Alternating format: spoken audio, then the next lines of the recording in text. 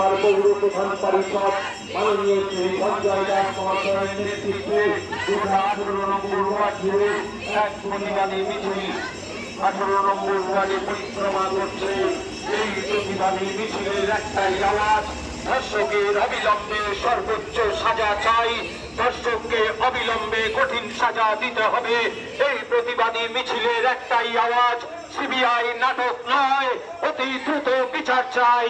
বাংলায় যখন এসেছে বিচার করতে, আর নাটক নয়, নাটক ছেড়ে এবারে বিচারের দিকে মন দাও, সিবিআই করতে না।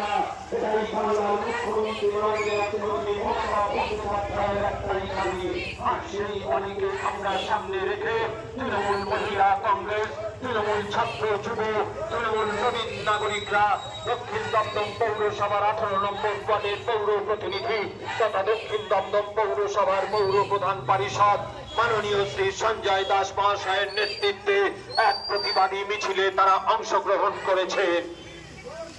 এই প্রতিবাদী মিছিলের একটাই আওয়াজ, মণিপুর হাতড়া উন্নয়তে যখন এরকম পাশবিক নারকীয় ঘটনা ঘটেছিল, বিরোধীরা তখন চুপ করে কেন ছিল?